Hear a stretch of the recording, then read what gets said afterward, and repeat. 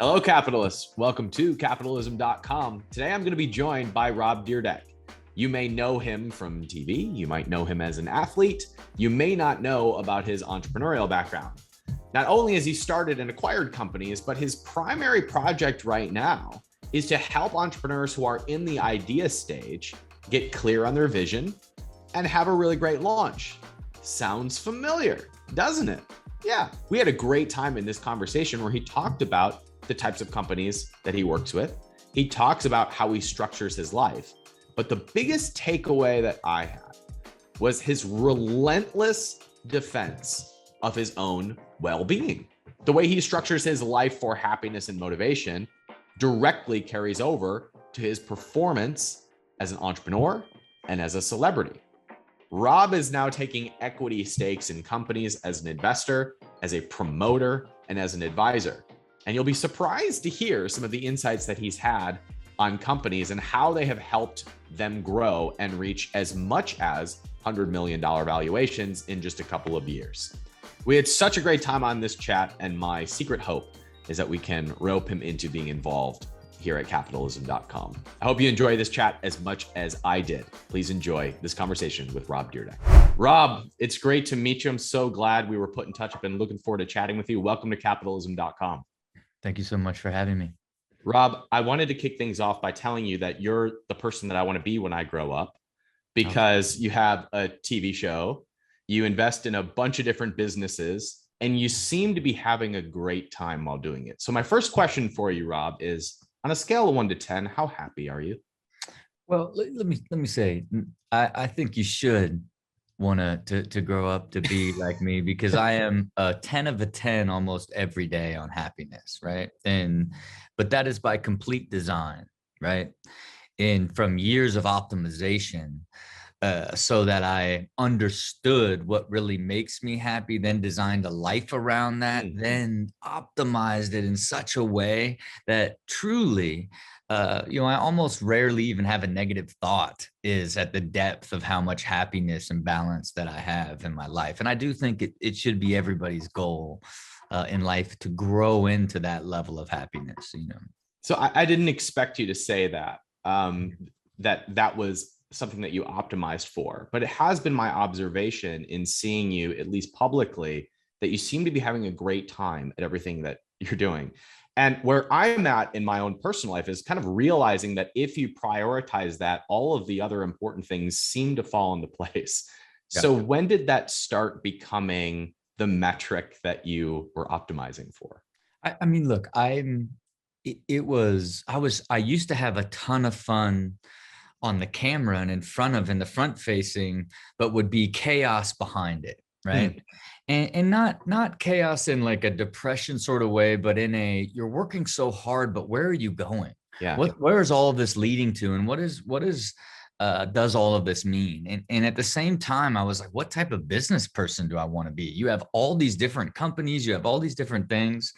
And in that sort of journey of trying to get clarity on sort of who I was as a person and what type of business person did I want to be, I found a business book called Start at the End. And it was written by this consultancy group based here in Los Angeles. And just in concept, it was like, know what you want out of a business before you ever start it. Do you want to build it to sell? Do you want to make it $5 million and $2 million in profit and split the profit? What do you want to do? But what really it made me realize is, why don't I apply that to my life? And I think I started at that point of like, well, who do I really want to be? What is the ideal version of my life? And what does that look like? And then I began to see my life as sort of these interconnected systems. And I started first with designing the life that a life plan and the life that I wanted to live. And then I evolved and grew into the person that I am today. Right. And what what happens when you do that, almost in anything, right? When you want to write a book, you're going to start a podcast, you're going to start a business. It starts first with the idea. Then you go through this diligence, you learn about it, right? Then you decide, oh, I'm going to do it. You go through a build phase, then you launch it. And then you realize this is way harder than I thought. Like, this is chaos. Like, then you fight to get through. Once you get through the launch, you finally, once you actually do something, you begin to realize how much you don't fully understand about it. At some point, there's a horizon where you grasp it all, and now you create a more clear plan to achieve it. That's when you find product market fit in business and scale. In life, it's when you become, your experience begins to turn to expertise, right? But I saw how that all worked in life. And as I grew into the life that I live today, like, you evolve into becoming, you expand into your ideal person and ideal life. Then you're like, wow, this is amazing. I just created reality. Then every day is about living optimized and healthy and happy and all of these things. So I'm jiving with everything that you're saying, but I know that I've fallen into the trap, and I know a lot of entrepreneurs fall into this trap of they set the goal and then agree to be miserable until they hit the goal. Yeah. I don't pick up that that's the plan you followed. I don't even believe in that. Tell me more. Right? Because it's at the end of the day, like, most times you set a goal, you can only make that goal as the through the base of your existing knowledge, right? And the only thing that you can break it down into a handful of milestones, right? And then, like, you must absolutely believe that you're going to get to the first milestone, right? Because you get pulled by goals, right? And you get pulled, goals, progression towards these milestones generates belief in you, right? And when you have the belief, you have the energy to keep pushing and be patient because you're making progress in these milestones. If you're not making progress towards that first milestone and you keep trying everything over and over, but you just keep your eyes on the big prize, but you can't make any progress, that's where it's going to be extraordinarily miserable, right? When you're making clear progress and hitting milestones and getting on to the next one and getting better and better at creating clarity in your path to your big idea, filled with energy, filled with excitement, plenty of patience, because you can actually see now, oh, it's going to take 5 years, not 3 years like I thought, but I'm still making progress. That's where it comes from. It's only those that put an anchor in a goal that they don't fully understand, that they're miserable because they're just not ever getting close to it. And even those, a lot of entrepreneurs, it is, you hear many stories of, like, where, I just tried, it took me 10 years and then I had the breakthrough, right? And I'm not saying that that's not a one way to do it. I just believe that's the hardest possible way to do it. And it's because you're not learning and evolving in the right direction to accelerate your pathway to that big goal. It's almost like escape velocity of the earth. You've got to begin to generate enough energy and clarity. Then once you understand where you're heading so much better, you go there so much faster, right? So I'm processing this as you're saying this of, I want to ask you how you deal with setbacks then, but I'm assuming that because you have prioritized happiness in all other areas of your life, that setbacks don't feel like absolute death to you. Whereas a lot of entrepreneurs, business is their life, or business is such a deep desire that every setback feels like a reminder of feeling like a failure. Is it your priority of happiness that allows you to keep that momentum even when you get punched in the face? Well, look, I think it's also, I grew to here, right? Like, I used to be in chaos, right? I was acquiring companies, I was starting companies, and I did so many different companies, right? I was like, and I couldn't understand, why wasn't it working? Like, oh my God, like, now I'm like, this one worked, why did this one not work, right? There was so much chaos. And when I finally decided, like, okay, I'm going to expand into the type of entrepreneur that I want to be, but it was never just about business, right? Or about television. It was about life. What type of life did I want? And so what are some of the things that bother me with life? Okay, well, as an entrepreneur and someone that does a lot of risk taking, how do you offset that risk, right? Okay, well, you invest like the capital that you earn into cash flowing assets that are Amen. passive, that give you the balance of your high risk, really aggressive, big return stuff that you're trying to master on your side, right? So now as you grow like that direction, now you have a deeper foundation, a sense of security. You get more consistent, you get better, you get smarter, you get more security, you have more value, you operate with more energy, right? You operate more efficiently, you're more automated, you're more optimized, right? So you grow into that. And so to me, part of my goal was, how do I build, a friend of mine referred to it as, I've never met anybody in my life that defends happiness like you do. Mm. And I really built this entire world around me that has insulated me in such a way that setbacks are they're never reactive setbacks. And when you get to this level, you are seeing all of the places where you are most likely going to get hit.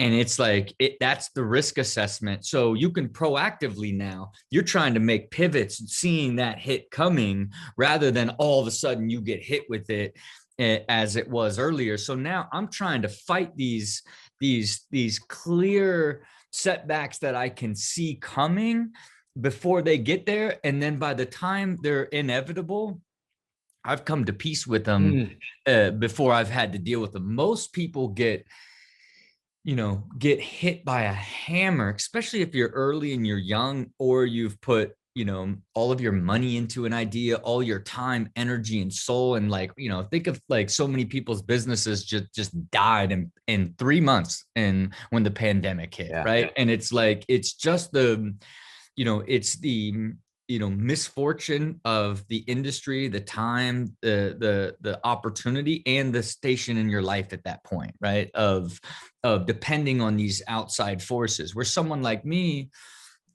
I keep 5 years of cash of my lifestyle expenses. I have my entire lifestyle expensive is paid through my passive cash flowing income.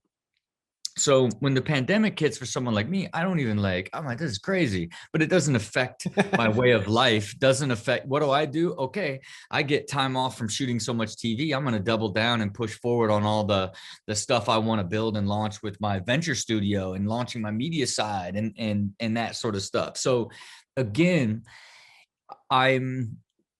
I built that system, a life system and a life plan, and grew into it in a way that I don't have work-life balance. I live a highly balanced, highly optimized existence in all aspects, right? So you basically, and what's the center of that? I'm just peace, happiness, and energy, right? Like you go from thing to thing all day that you love doing. Now I grew into that. And even being that balanced and that optimized, of being a father of two and a husband, and, having 16 businesses and shooting 250 episodes of television a year and having a podcast and working on all the projects that I'm working on, I still do all of that within the allotted 30% of time that I give to work. I spend the other 30% with my family, the other 10% working on my health, uncompromised, and then the other 30% sleeping, right? So through all this, I never compromised being balanced as I built all this over the last, 6-7 years. And then what did that make me better at? I'm super good at being balanced, because you don't just all of a sudden, I'm going to work less and hang out with my wife more. Yeah. Like, you have to design it, then eventually automate it, then optimize it to be able to grow into this level of balance. Yeah, there seems to be, and this is my own work as part of my journey right now, but it seems to be that when you can prioritize energy and prioritize happiness, which is such a filler word for being optimistic and feeling full of energy and pursuing the things that you enjoy, that you tend to have more time. because you have the actual focus and the capacity to put into the things that show up for you. And my next question for you was, with everything that you do have going on, how do you work in things like the new podcast that you just launched, or investing in that next project, even having the capacity to review that project? Because I imagine that your calendar gets filled faster than most entrepreneurs. So how do you protect that capacity from going to a bunch of different directions? So here, number one is you have a limited amount of capacity, period. Right? Period. Right. So it's not like I use 30% of my time to do all of this. That is TV, podcasts, build companies, all that. So I know I have this finite amount of time. So there's only one way that you gain capacity, right? You automate, right? So then it becomes effortless, right? Or you hire, right? And so for me now, and most people, they don't know why they hire somebody to try to help them do more, but they don't understand. They're not hiring them for the right reasons. They're hiring them hoping they will show them how to be more efficient, better, do this job cleaner, faster, whatever it may be, versus where you get to a state where for me, it's like every time I put a body in, it's now 50 more hours a week that of capacity for me. And because I'm asking it to be so much more specific as it relates to the whole of what I'm hoping to achieve or do, right? So when I do a podcast, I hired, the previous head of Forbes Entertainment to come in and help me build out my media side, and starting first with the podcast, right? And then I have that expertise and that focus on developing and build that. But it's hard. It's still hard. It takes a lot of time, right? And so I know that I got to drive this to automation, right? So as I'm even doing the podcast and trying different ways of doing it, because I'm looking to find a way that I can get the highest quality content with the least amount of effort, right? And then eventually drive that to where it's systematized, and then I can optimize it over time to where it becomes effortless. And the perfect example of that is ridiculousness, right? I shoot 250 episodes a year of television, and it's exactly 4% of my total time and 12% of my total work time in the year, right? So and that is from extraordinary levels of getting it automated and then getting it to deep levels of optimization, right? And from shooting 2 episodes over a 12-hour period to shooting 6 in a 4-hour period, right? That's the depth, and reducing pre-production time from weeks to half hours, right? That's the depth of optimization over time. Now, and you got to manage your capacity. You got to know when you do something new that it takes way more energy and all this stuff, and keep in mind, I have an 80-page document called The Rhythm of Existence. That is basically the operating system for my life. And it's managed by my chief of staff and 2 assistants. And that goes down into the food that gets delivered and how the cats are handled to, every last aspect, to getting a haircut every Friday at 9:30, all these things that I can eliminate. And of course and if something occurs, a pipe breaks in my house, I'm not it's pipe broke, there's a leak and all, I don't even have to think twice about it. The system is built to come in and handle it, where that could break a normal person during the day of I gotta call a plumber, whatever it may be. But again, this is from the lens, and I refer to it as a machine mindset, right? How do you get to where everything is automated, and your capacity?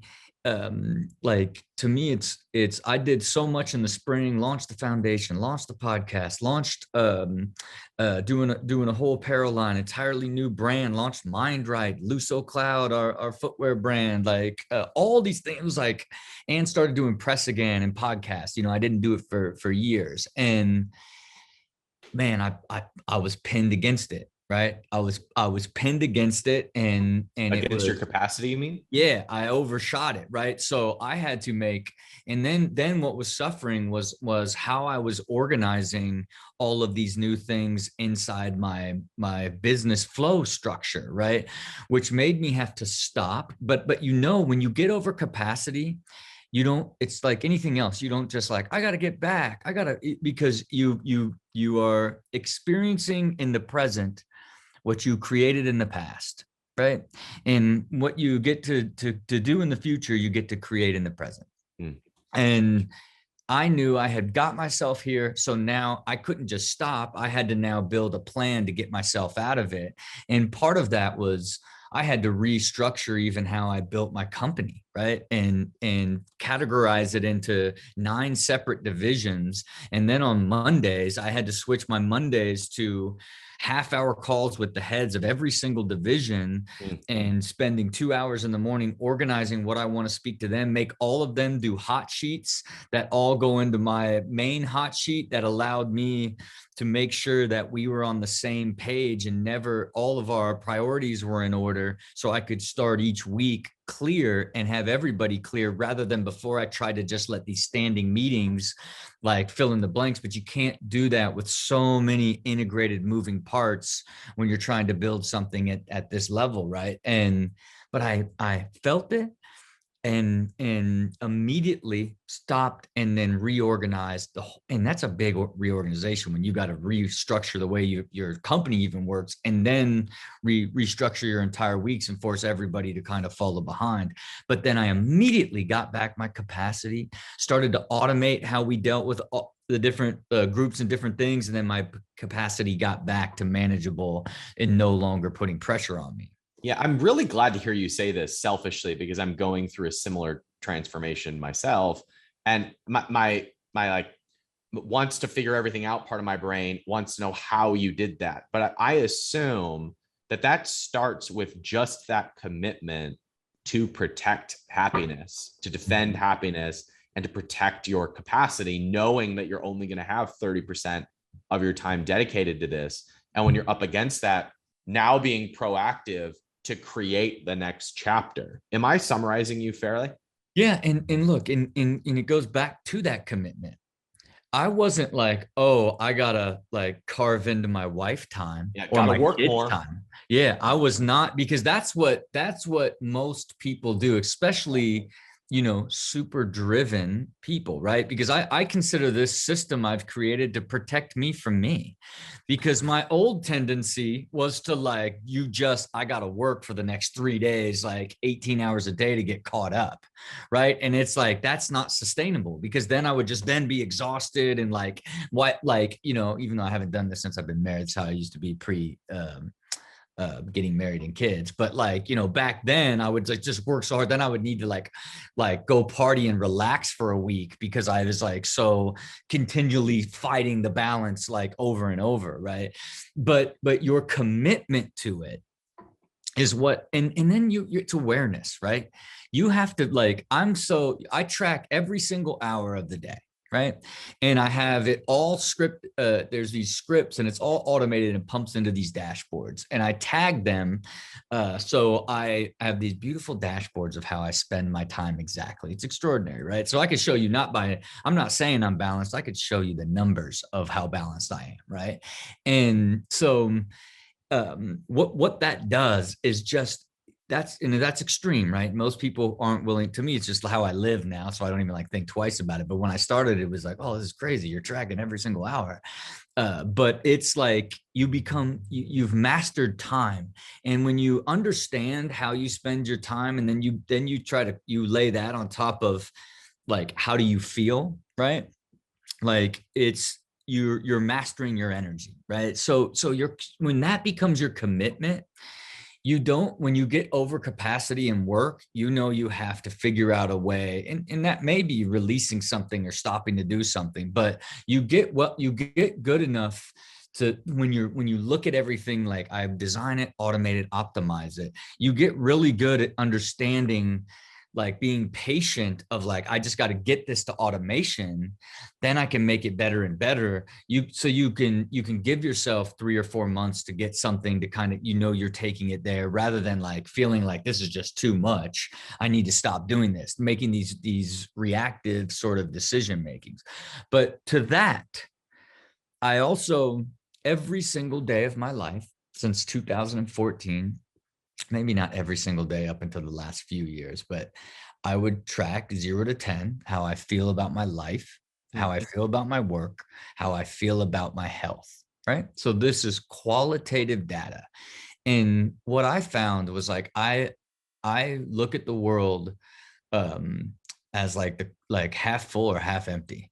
I realized that when I was like below like a 5, I like could pick apart why I bought a couch. I'd be like, why did I even buy this couch? Like this, you know what I mean? Like, it's like you can pick up when you're half empty.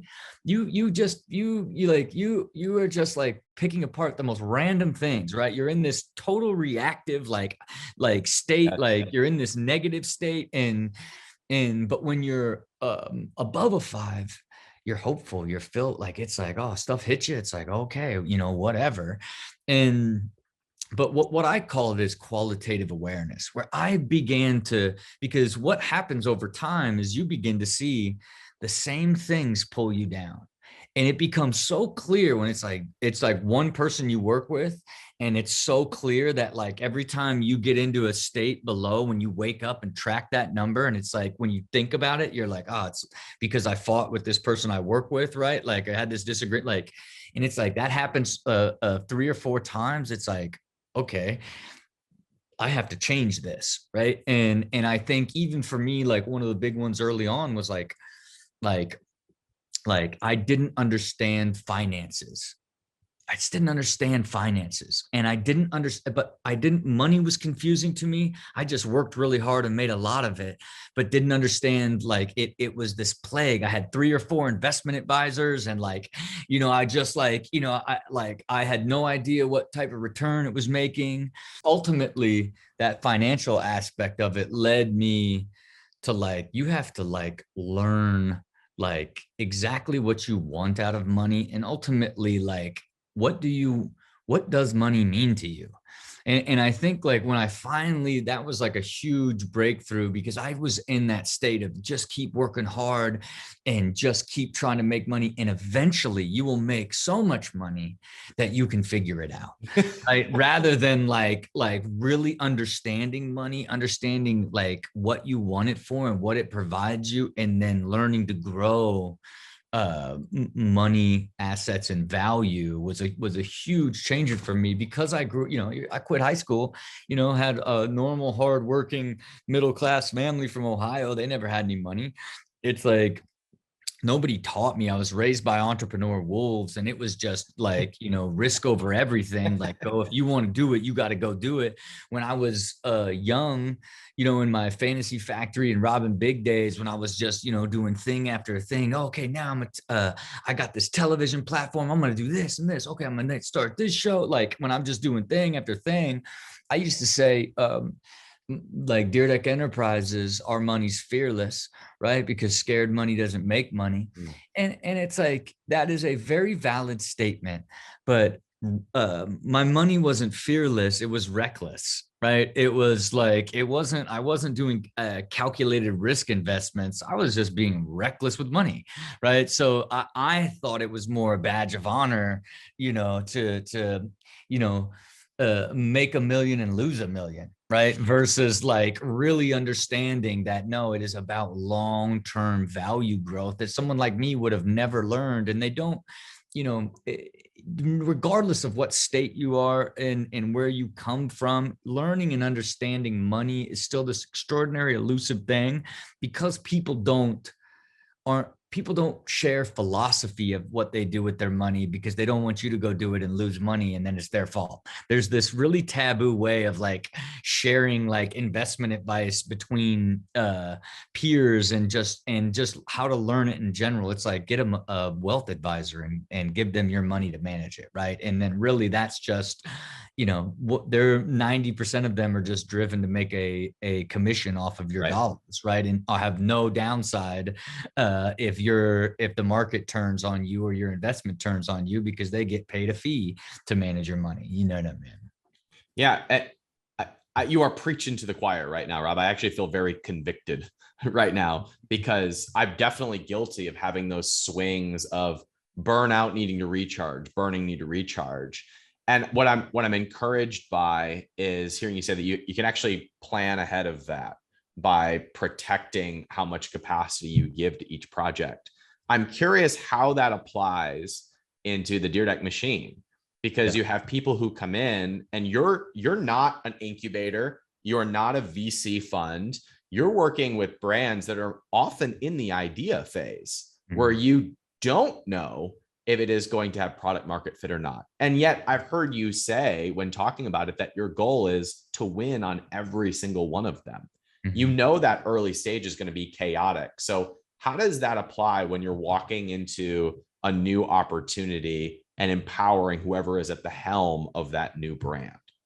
Well, look, most people don't set out to master the idea stage of business development, right? Because it is the greatest chasm in all of entrepreneurialism, right? And so for me, I realized early on, it's what I absolutely love the most, right? And so it's the most exciting, it's the most fun, till you launch, right? Then it is utter and total chaos. And just like, you realize everything you don't know once you get there. Now you do that with a purpose, right? With a system, right? So I realized that, okay, this is sort of the phasing that happens. It's always, discovery, diligence, build, launch, scale, right? And so if I now have broken it up into here, now was like, okay, I want to build from the idea stage, right? So that means I've got to get across the valley of death to product market fit. And as you do it more and more, you begin to see what I'd consider business and entrepreneurs through a multi-dimensional lens, right? Where when I first started doing it through the system, all the because I consider them almost like vintages of wine, like at my 2016 companies, my 2017 companies, my 2018 companies. It's like, because I keep evolving. And because like my knowledge of how to build a company used to be like this, now it's like this, right? I used to look at it as you got brand minds and business minds, and I was both of them. You put it together. After launching, 10 businesses in the first 2 years, it's like and seeing all of the different sort of struggles and evolutions depending on the type of entrepreneurs, because when I first launched, it was do or die entrepreneurs, right? I'm about the person. I'm betting on the person over everything. Give me that grit, fortitude, ambition, and determination, that unwavering belief in themselves that they can create this vision, and like that work ethic. But that is literally just like the engine. But the engine is pointless if you can't find harmony in how a business actually operates. And I realized that some of these extraordinary do or die entrepreneurs were really just great brand and marketing minds, but don't fully understand product development, sales, and certainly don't understand operations or finance. Like I really saw, as I began to develop that it really ends up being the greatest, like CEOs are creative and right and left brain, but have general knowledge in brand, product, media, marketing, sales, operations, and finance. So they can see how the entire engine of a business works and can build strategy to make sure all of it works together harmoniously, right? Because the product people could care less about what the contribution margin is, right? And marketing people all could care less of like where the product line can scale to, because they're just like, give it to me and I could sell it, you know what I mean, type of vibe. So it's the idea of, when I began to see it through that lens, now you become more and more intuitive on the type of ideas and the type of entrepreneurs you will even build with. Because at the end of the day, it's no different than I talk about life and goal setting and anything else, right? Like it is really like exciting in the idea stage because you're not doing anything yet. Then when you're just building the plan of what you're going to do, oh, it's amazing.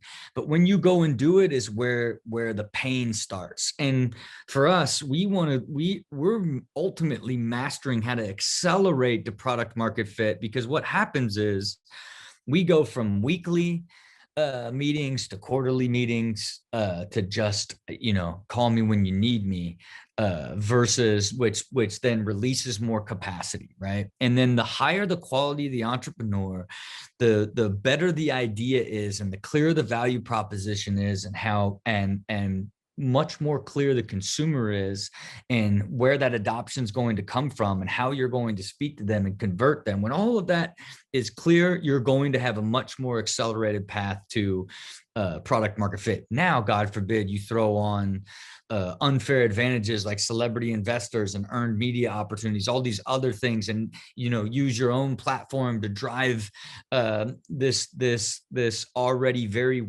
thought out sort of pathway to success. That is where, for me, I get to experience the joy of creation and go through the process, but I get to hand you off and help you put all the bodies in place that you can now go and grow and scale. Because you don't build a company, you grow a company. It is an organic living thing. It does not, it's not a plan that you do. It is a living, growing thing that you have to constantly be nurturing and optimizing to maximize its true opportunity.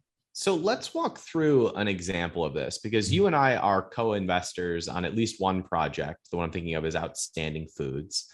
And they've gone from like 0 to 1, 2, skip a few 100 million in like 9 seconds or something like that.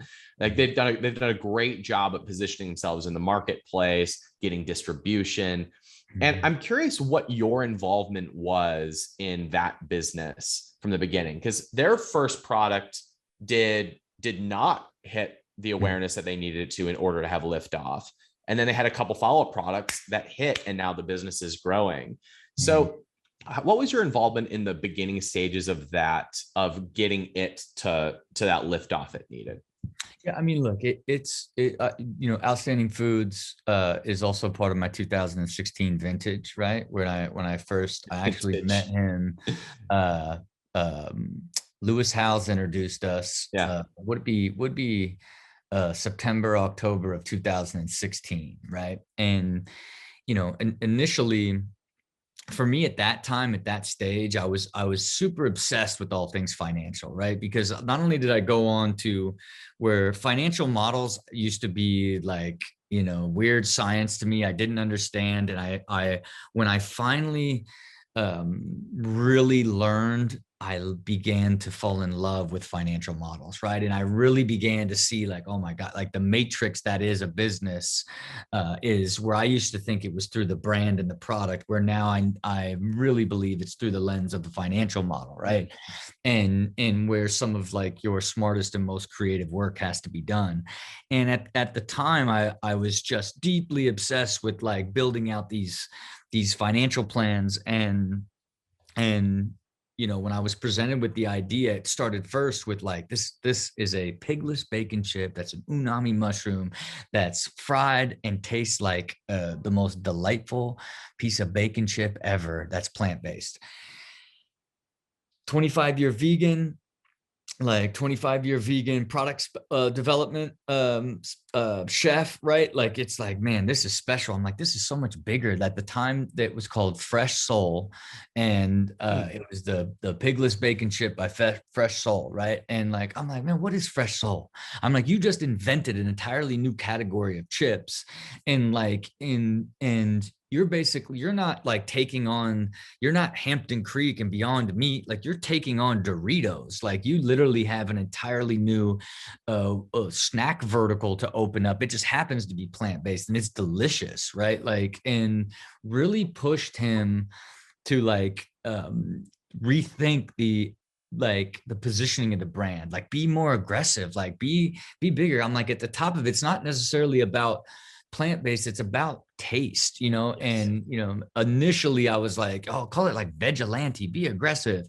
And he hit me with pig out, and it was like, whoa, man, that's a little too aggressive, right? And then it was like, but I don't know. And then like we started talking through like, oh, then it could be outstanding foods, could be the parent, then it could go like pig out, chicken out, it can go into all these different verticals.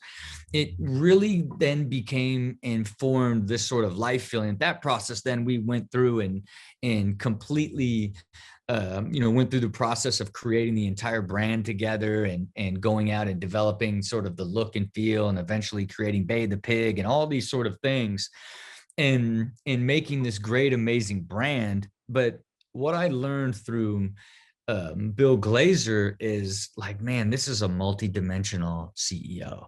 He's super creative, and like can be very like open to how you can evolve brand storing and positioning. But it was one of the most beautiful tactical revenue models I had ever seen from anyone I was looking at from a business perspective. Then it was that financial background. It was the first time that I truly met like a financial backgrounded individual that had a creative mind. Would you clarify what you mean by the financial model and the financial background? I I don't know mean, that part of the story, but also I don't think of, you know, a snack and foods company as having a great financial model because the margins are really low. So would you clarify what you mean? yeah, and so to me, it's number one, he had an investment banking background, I see. right? Right. So he came from you know, much more from like understanding, creating value, raising money, and what it is. And so as it related to the tactical operating model, it was product for product, like store for store growth on sort of, okay, this is what online needs to be. Here's going to be our first retailers. Here's where we're going to grow to. Here's how our margins are going to grow. This is There where was our a plan. trade costs. Yeah. And it's, you know, the difference is so often, and you know, it kills me because I like, you know, I got one the other day because, you know, I just allow people to make video pitches and send them to me on my website. I, like, rather than send me a deck, you got to make a video. If you want to get in front of me, I'd rather like feel your energy and hear your vision. And you know, I got the age old, like, here is in the first year we're doing 35 million, in the second year we're doing 125 million, right? It's like man, like, and you know, I want to say like, man, you can't, like, you can't create a bigger red flag. I mean, some high net worth individual who does not understand like money, and who's never going to look at the model, who's buying the vision, you know, maybe. But when you say you're going to do 35 million in the first year and you've never even done, this is the first time in this industry, there is not a chance on earth that's going to happen. All that says is you just don't understand how money works, right? You don't understand how a business even works in the first place. So I digress to, it was the most thoughtful model as it related to every single detail that was real, right? And the problems with the margins, and how you have to ultimately, where you're going to capture that margin at scale, and how you earn it all back, and the milestones you got to hit. It was like the most believable financial model I had ever been presented with, right? And I think even people that start business and try to raise money specifically and don't come from a finance background and don't understand how to create or manage their own model, what do? They hire somebody to build a model for them, right? And so, Or they pray. yeah, well, look, they hire somebody, and 9 times out of 10, they'll hire like a guy that like built, like, does accounting for like, you know, software companies to try to build a CPG good financial model, and doesn't even have clarity or understanding on all the costs and expenses that go into a CPG business, right? So it's that level of detail that, now again, I was the same way. I started companies for years on financial models I didn't even look at or understand. I raised millions of dollars on financial models I had nothing to do with to understand. And it's like, I reflect back on when the tougher, realer investors would ask me simple questions that I wouldn't understand, and then I would then had no interest in investing many, and it'd be like, why? I got all this energy and passion, like look at what I'm doing. And it's like it's now I get it, you know what I mean, where it's just like, it's just like you just don't fully understand this, right? Like you don't understand a business multidimensionally, right? And that again is, I only started learning that with Outstanding Food. So even as we developed it, you know, co-packer issues, supply chain issues, the unami mushrooms, that like all this stuff. And he was smart enough to like, this is way more problematic. I'm already late to market. I'm starting to burn money, and pivoted into the pigless pork rinds, seeing the pork rind and keto wave going, right? Like, all right, I'm going to go into this, and in lightning in a bottle. Launch that thing and exploded, right? Like in what it is. And then saw like, wow, here's this new pathway of more functional products. Even the original product line that he had intended, like he bailed on based off of how much success he was seeing in these extruded puff products, and scaled into the Outstanding Puff and takeout, right? Or launched takeout, and then had to transition it to Outstanding Puffs. But that's a perfect example of what you continue to deal with as you're building and scaling a business at a different level. But that's like the process. And I learned so much as it relates to you know, supply chain can just get you co-packers. You can just get, hey, there's so many waiting time bombs inside, you know, in so many aspects of a business. And why founder market fit is such a huge thing for me at this point, because there is the learning curve of learning a new industry or new supply chain or new different thing is so big as an entrepreneur. It doesn't matter how good you are, you step into some new one. And what happens to great entrepreneurs who hate their existing industry because it has all these drawbacks, low margins and returns and shelf stability, all this, the things that they hate about it. I'm going to go do this because this has long life stability and like, you know, like all these things, but they're only seeing it through the lens of what their industry that they don't like about it. That's right. Rather than looking to their industry and how do I see an opportunity in my expertise and try to build something in that. That's what I really look to hunt for more than anything these days. Rob, you mentioned that people will send you pitch videos about the projects that they're working on. And it also sounds like you really love to be involved in that ideation phase of the business. For example, I did not know you were that involved in the idea phase for Outstanding Foods. Oh, yeah. So when an entrepreneur comes to you, there's often this perception in the entrepreneurial world that it is difficult to approach somebody who has pull in the media or who has a big following or who has capital. So there's hesitancy over approaching someone like you that has both capital and a following. How do you like to be approached when somebody is pitching you in one of those videos? You look, I don't, it's still fundamentals. You know what I mean? At the end of the day, you know, it's still, you know, I'm on a recent podcast, I've been doing these monologues and like, what I try to tell people is money loves clarity, right? Like you are pitching someone as an investor because they want a return on their money. And like when you can tie together, this is why this is a product that has a unique value proposition. Here's the people that will buy this. This is where they are and how I'm going to get to them and how much of it they're going to buy. And then this is how much it's going to cost me to get them to buy it. This is how much the product costs. This is how much we make. If we make this much money and grow at this rate, it creates this much value that this person would buy it at this multiple. It is like ding, ding, ding, ding, like where there is this beautiful, like simple way to talk through while the opportunity can be a great return. Sorry, I just got a text right here. And most people try to sell like passion. You know what I mean? Right. They like, I got this amazing idea. And look, what I like about the video is you can really tell somebody's experience and knowledge on how they talk about their idea for 10 minutes, right? You can see like, this is a product person. This is someone that came from sales.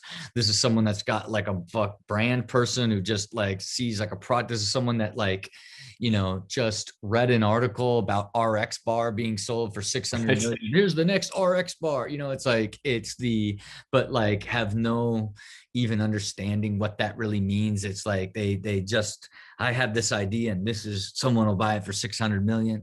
I think that sort of lens is what it is. But it's also, when it's just pitch me, I get just, they're all fascinating, man. And it's really why I've transitioned to like talking to like a lot of people that pitch, just to like give them advice, like, hey, I wouldn't do it, but you should like consider thinking about this when you talk about all this stuff. It's why I just really enjoy like sharing my thoughts, because I think a lot of people have interesting ideas that are one step away from, man, if you just thought about it like this and approached it like this, here's where your actual opportunity is, right? And I find it super humbling, and always like, God, it's so nice that you went through all this to like, you made a video and came to the site and upload. It's not like we promote it that much either.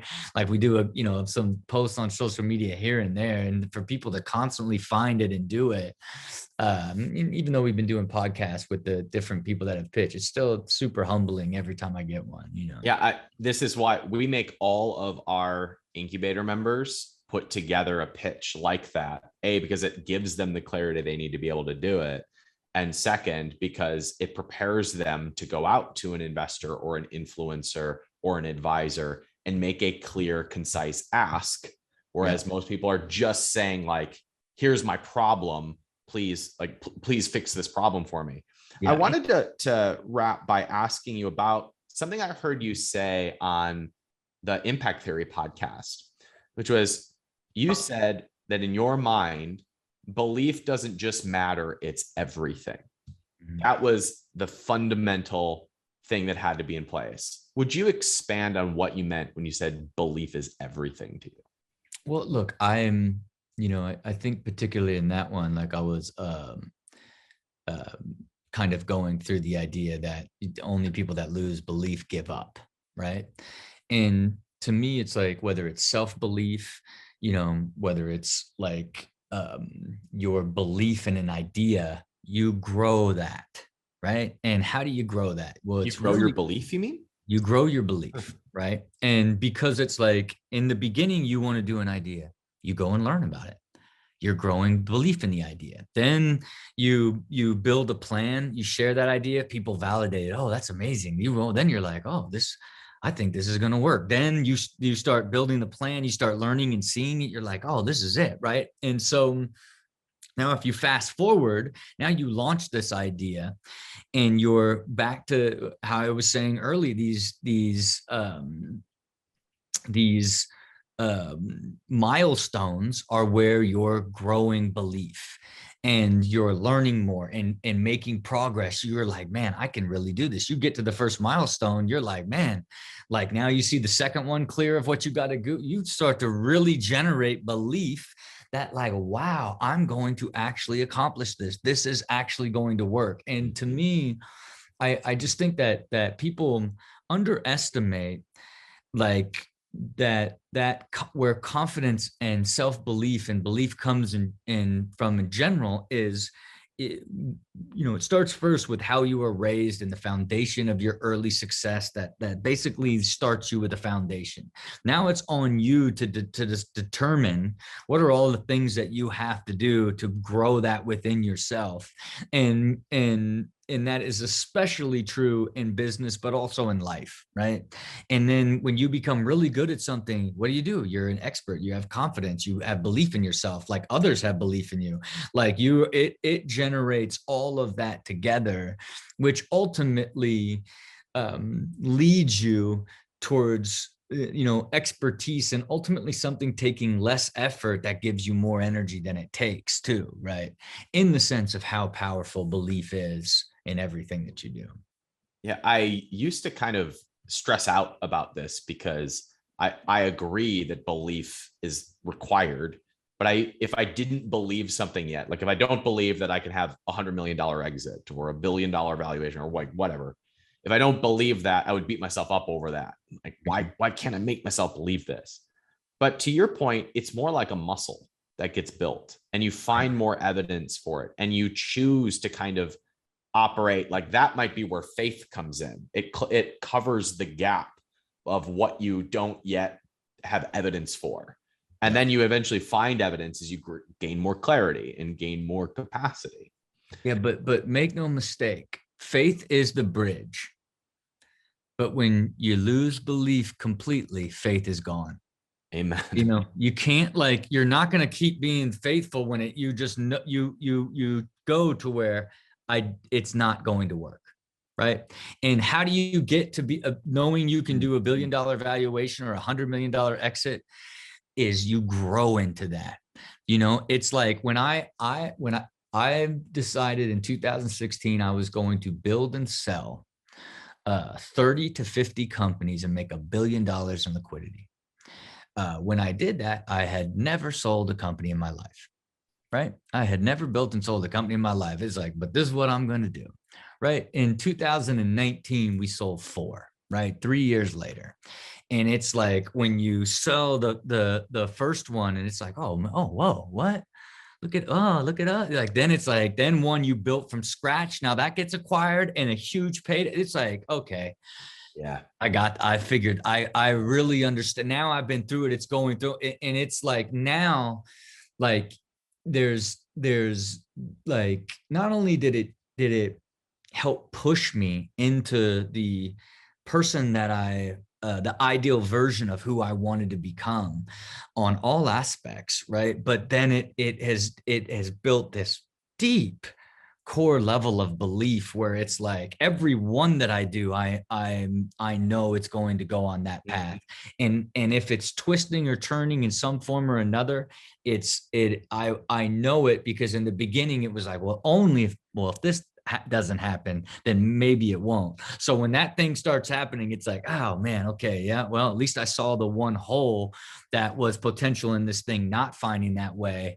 I know how to look at that again in the future, you know.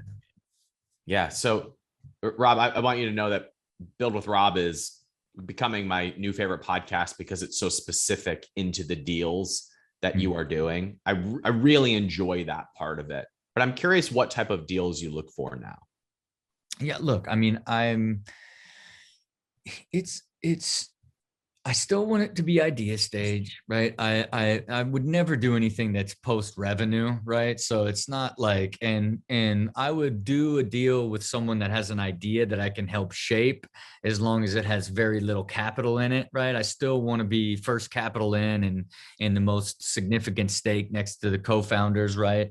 And I want to co-fund, you know, almost everything I'm co-founder in, and occasionally I'll do these sort of, they've done the brand development and I just believe so much in them that I'll do it with them. But it's industry agnostic, and you know, really my principles ride through all entrepreneurs and all ideas. It's a matter of like running them through that filter, and it's just so clear to me when it's the right entrepreneur and the right idea. Once you've created everything into such a system and your knowledge becomes so deep, you transition to efficient, effortless, intuitive decision making, and you're feeling so much pure, because I can have a conversation with an entrepreneur about their idea for 10 or 15 minutes and really understand their skill set, the potential of the idea.